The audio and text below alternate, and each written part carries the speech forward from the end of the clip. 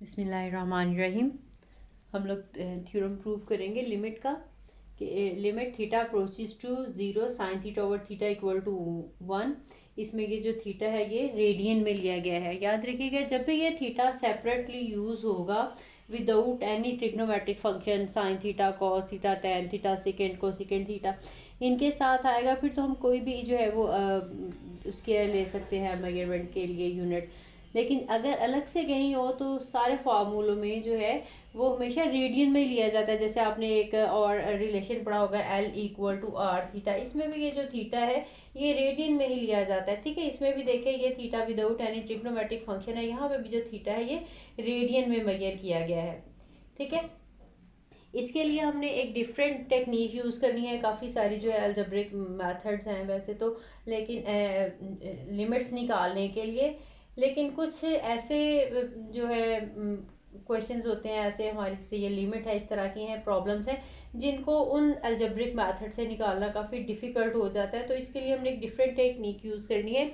इसमें हम यूज़ करेंगे सैंडविच थ्योरम का। सैंडविच थ्योरम ऐसे सेपरेटली मैं आपको बता चुकी हूँ।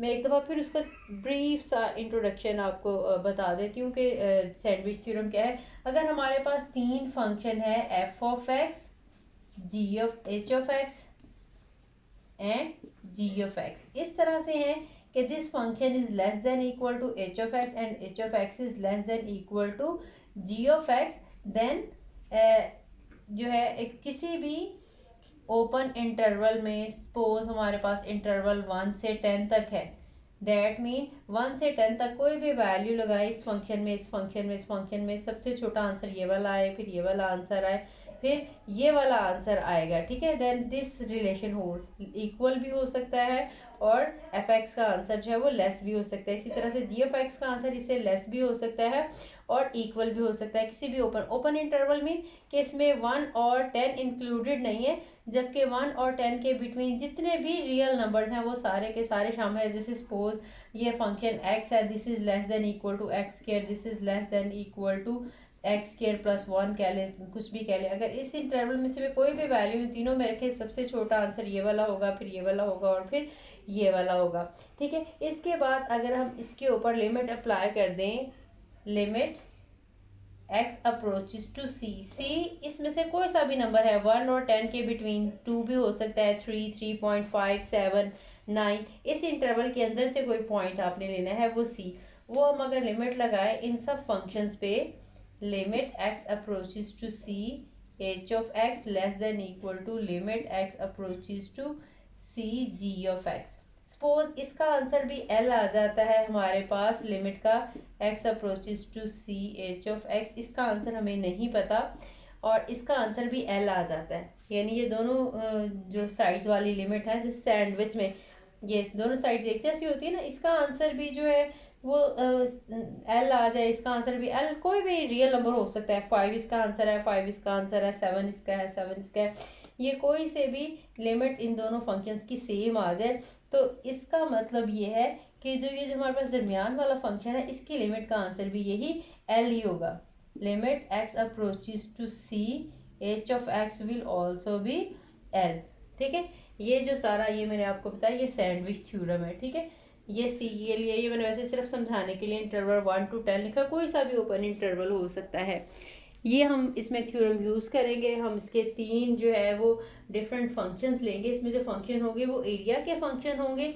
इस वाले पोर्शन पे, इस वाले पोर्शन पे, इस वाले पोर्शन पे हम लिमिट अप्लाई करेंगे तो सेंटर वाला हम ये वाला जो है हमारे पास फंक्शन बनाने की कोशिश करेंगे। ये फंक्शन बनेगा, साइड्स की लिमिट सेम हो जाएंगी, जिससे इस लिमिट का आंसर भी जो है वो 1 आ जाएगा। ठीक है, तो आपने इस टेक्निक का यूज़ करना है इसमें।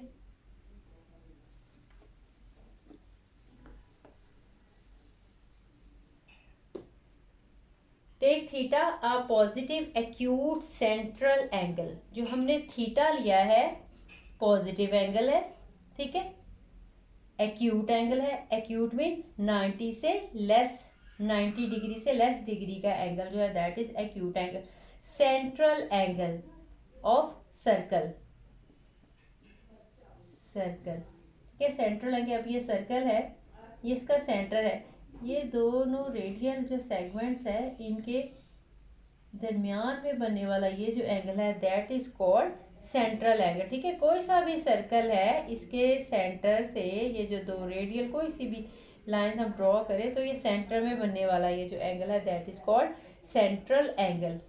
ठीक है, पॉजिटिव पता है आपको, एक्यूट एंगल 90 से छोटा, सेंट्रल एंगल मैंने समझा दिया, विद रेडियस 1, और हमने सर्कल ऐसा लेना है जिसका रेडियस जो है ये वो 1 हो।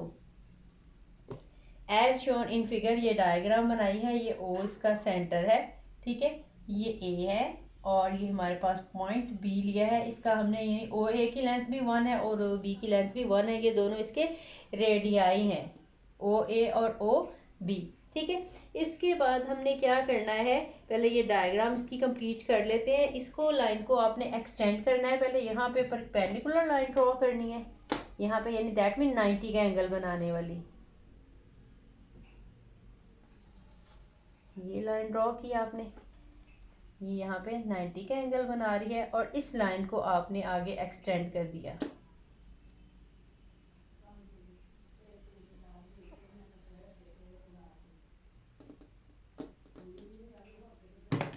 ठीक है, इस पॉइंट का नाम आपने डी रख लिया, फिर यहाँ से आपने परपेंडिकुलर ड्रॉ किया इस पॉइंट बी से, बी से यहाँ पे। अब देखें ये जो ओ ए बी, पहले ये बता दूं ओ ए बी सेक्टर है, ये जो ओ ए बी ये जो सारा रीजन है इसके अंदर वाला that is called a sector. Sector आपको सेपरेटली भी बता देती हूँ, जैसे अभी मैंने सेंट्रल एंगल बताया था कि ये दो रेडियल सेगमेंट्स हैं, ये दरमियान वाला एंगल जो सेंट्रल एंगल कहलाता है, तो ये वाला जो रीजन है ये सारा region that is called sector. ठीक है, अगर इस तरह से सर्कल के कोई से भी दो पॉइंट इन्हें ज्वाइन करें तो ये जो एरिया बनता है दैट इज कॉल्ड सेगमेंट। लेकिन अगर इस तरह से दो साइड पे इसके रेडियल सेगमेंट्स हो, एक साइड पे आर्क हो सर्कल की, तो ये जो दरमियान वाला रीजन है इसको हम सेक्टर कहते हैं। तो ये ओ ए बी ये जो है ये सारा एक सेक्टर बन गया है, ये दरमियान वाला सारा रीजन। तो हम इस तरह से एरिया निकालेंगे, इस सेक्टर का निकालेंगे, इस बड़ी वाली ट्रायंगल का निकालेंगे, अंदर हम एक छोटी वाली, इनके साथ हम कंपैरिजन करेंगे आपस में। तो अभी हम डिटेल में करेंगे सारा। ठीक है, तो सेक्टर की समझ आ गई आपको, सेक्टर ये वाला ओ ए और बी ये वाला सारा दरमियान वाला इनके ये आर्क है, आर्क से लेके ये सारा इस तरह का जो हिस्सा है ये सारा इसका सेक्टर है। इसके बाद हम यहाँ से भी एक परपेंडिकुलर लाइन ड्रॉ कर लेते हैं बी से,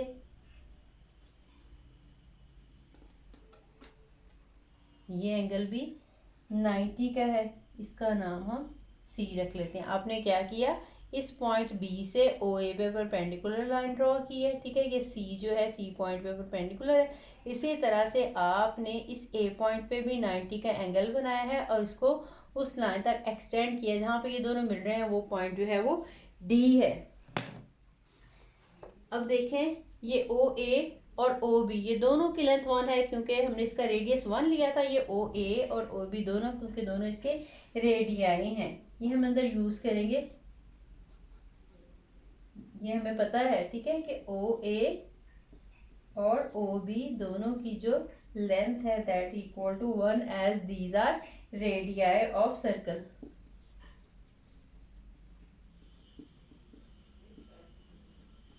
ठीक है, इसके बाद अब देखें ट्रायंगल में, in right triangle O C B sine theta equal to B C 10th over O B length. अब देखें हम ट्रायंगल ओ सी और बी, ओ सी और बी इतनी अगर हम ट्रायंगल की बात करेंगे तो ये वाले ये देखें ये परपेंडिकुलर है और ये वाला इसका हाइपोटेन्यूज है। ठीक है, ये this B C over O B will be equal to sine of theta. अब क्योंकि ये बी ओ बी और ओ ए दोनों की लेंथ जो है वो 1 है, क्योंकि रेडियल सेगमेंट है, तो B C over 1 will be equal to B C. साथ में इसकी जस्टिफिकेशन यही वाली दे सकते हैं, लिख दें कि as O B length equal to 1।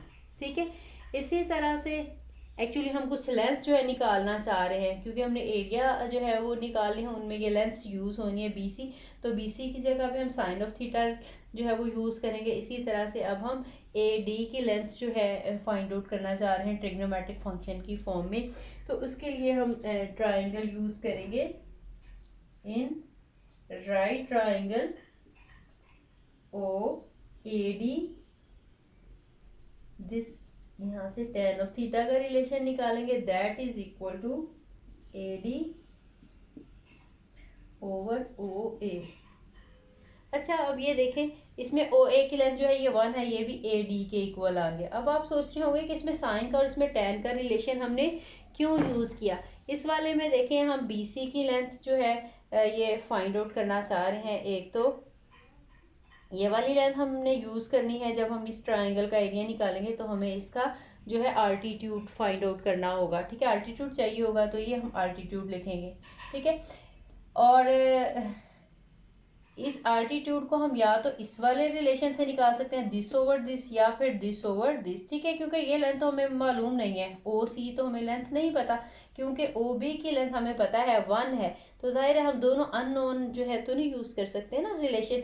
इस वाले में हम इसकी लेंथ फाइंड आउट असल में करना चाह रहे हैं, तो इसका रिलेशन ओ बी के साथ बनेगा साइन का, तो इस वजह से हमने इसमें साइन का रिलेशन जो है यूज़ किया है। अब इस ट्राइंगल में अगर हम ये वाला और ये यूज़ करेंगे तो ओ डी की लेंथ हमें नहीं पता, लेकिन ओ ए की लेंथ जो है वो 1 हमें पता है, इसलिए इस जो बड़ी वाली ट्राइंगल में ओ ए डी में, इसमें हम जो रिलेशन यूज़ करेंगे वो tan का रिलेशन होगा। tan का रिलेशन आपको पता है आल्टीट्यूड ओवर बेस। ठीक है, आल्टीट्यूड हम कहते हैं जो एंगल का ऑपोजिट एंगल, उसको हम आल्टीट्यूड कह लेते हैं, और जो इसके साथ कंसेक्टिव हो इसको हम बेस कह लेते हैं। ठीक है, या हम कंसेक्टिव का और जो है वर्ड भी यूज़ कर सकते हैं इसके अलावा।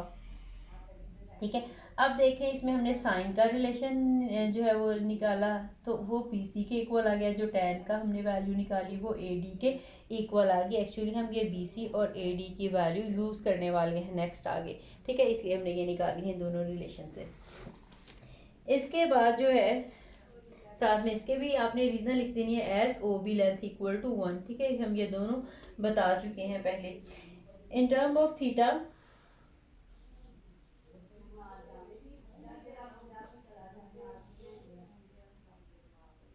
areas are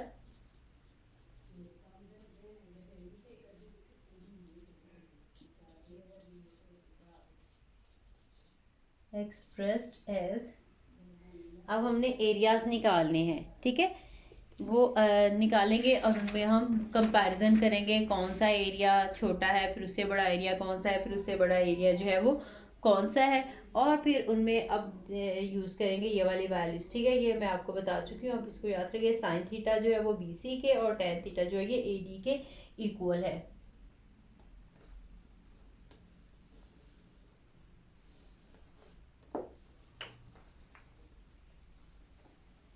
डायग्राम अभी मैं रेज नहीं कर रही क्योंकि आपको एक्सप्लेन करना पड़ेगा साथ एरियाज़ के लिए। अब हम एरिया निकालते हैं, 3 एरिया निकाले हैं जिनमें हमने कंपैरिजन करना है। सबसे पहले नंबर पे हम एरिया निकालेंगे, area of triangle O A B. ठीक है, ओ ए और बी, अगर इसके साथ स्ट्रेट लाइन के साथ ज्वाइन कर दें तो ये ट्राइंगल भी बनती है ये।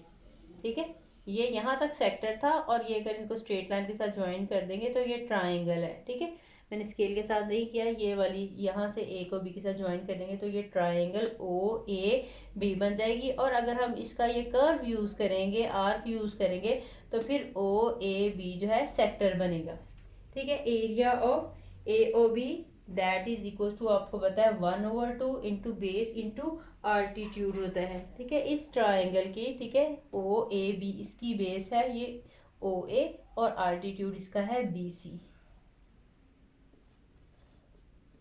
ओ ए इंटू बी सी। अब देखिए 1/2 ओ ए का आंसर जो है ये 1 है, और बी सी अभी हमने जो है निकाला था कि ये साइन ऑफ थीटा के इक्वल होता है, तो ये आंसर आ गया हमारे पास 1/2 साइन ऑफ थीटा। अब इसी तरह से सेकंड एरिया हम निकालेंगे, area of sector, area of sector O A B. ठीक है, ओ ए बी, पहले ये ट्राइंगल का एरिया था, ये सेक्टर से थोड़ा सा बड़ा है, ठीक है। इसमें ये कर्व के देखेंगे, इस लाइन से ये बाहर वाला ये भी एरिया आ जाता है सेक्टर में। ट्राइंगल में सिर्फ ये वाला एरिया आएगा यहाँ से, लेकिन जब सेक्टर कहेंगे ये ट्राइंगल के अलावा ये वाला एरिया भी शामिल हो जाएगा। सेक्टर के सेक्टर का एरिया निकालने का फॉर्मूला आपने पढ़ा हुआ है, 1/2 आर स्क्वायर थीटा होता है। इसमें 1/2 रेडियस हमारा क्योंकि 1 है, 1 का स्क्वायर भी 1 ही होगा, 1 square into theta that is equal to 1/2 theta आ गया। और जो हमने थर्ड एरिया जो है निकालना है वो है ए ओ डी का, ओ ए डी, इस बड़ी वाली ट्राइंगल का area, area of triangle O A D, ठीक है। ट्राइंगल का आपने नेम लिखना है, इसको ओ ए डी, डी ए ओ, किसी भी हम सिमेट्री में बोल सकते हैं, लिख सकते हैं। This is equals to same वही आल्टीट्यूड एंड बेस, इसमें बेस हमारी सेम ही है ओ ए, और आल्टीट्यूड इसमें इस वाले में आल्टीट्यूड बी सी था, इसमें आल्टीट्यूड जो है वो ए डी है या डी ए, जो भी कह रहे हैं। 1/2 into O A into A D, 1/2, ये तो आंसर 1 है, और ये हमने प्रूव किया था कि ये tan ऑफ थीटा के इक्वल है, तो ये बन गया 1/2 tan ऑफ थीटा। अब देखें, आसानी से आप ये देख सकते हैं कि इनमें तीनों में से जो हमने अभी एरिया निकाले, सबसे छोटा area triangle O A B का है, यहाँ तक का एरिया, ये देखें, ये इतना एरिया जो है ये ट्राइंगल का एरिया है, ठीक है। ओ ए बी ट्राइंगल का एरिया सबसे छोटा है, उसमें अगर ये वाला पोर्शन भी शामिल कर दिया जाए तो सेक्टर का एरिया बन जाएगा जो कि ये वाला है, और अगर ये वाला भी शामिल कर दिया जाए तो फिर ये ओ ए डी का एरिया बन जाएगा। That mean this one area is less than equal to this one is less than equal to this one, ठीक है। इन तीनों का हम रिलेशन बना लेंगे और इसके ऊपर हम सैंडविच थ्योरम जो है वो अप्लाई करेंगे, ठीक है। अब मैं इस डायग्राम को रेज कर रही हूँ।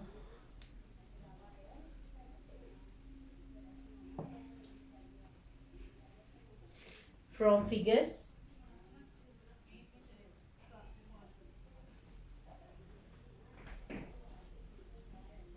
we see that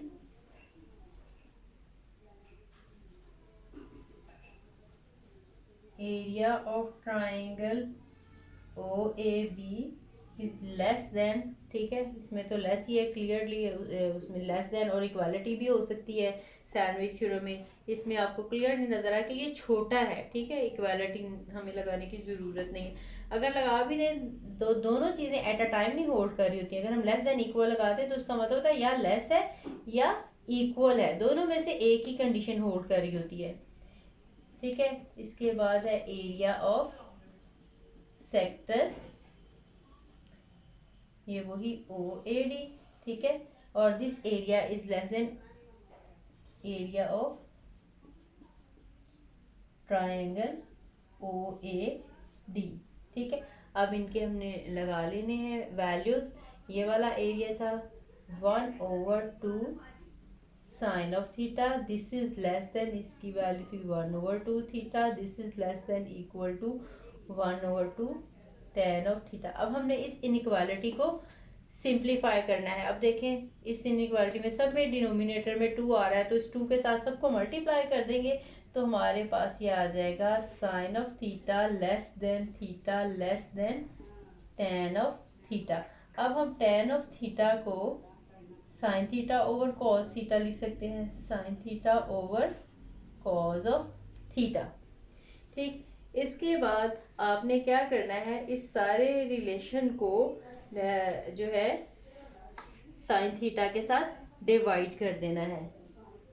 इधर भी साइन थीटा के साथ आपने डिवाइड कर दिया, इस इनइक्वालिटी को इधर भी डिवाइड कर दिया, और यहाँ पे भी साइन थीटा के साथ डिवाइड कर दिया। यहाँ पे ये कैंसिल हो जाएगा, यहाँ पे ये कैंसिल हो जाएगा, तो हमारे पास रिलेशन आ जाएगा 1 is less than theta over sine of theta less than 1 over cos of theta, ठीक है। इसके बाद आपने इस सारे जो है जितने भी हमारे पास इसके हैं, इसके हमने रेसिप्रोकल्स ले लेने हैं।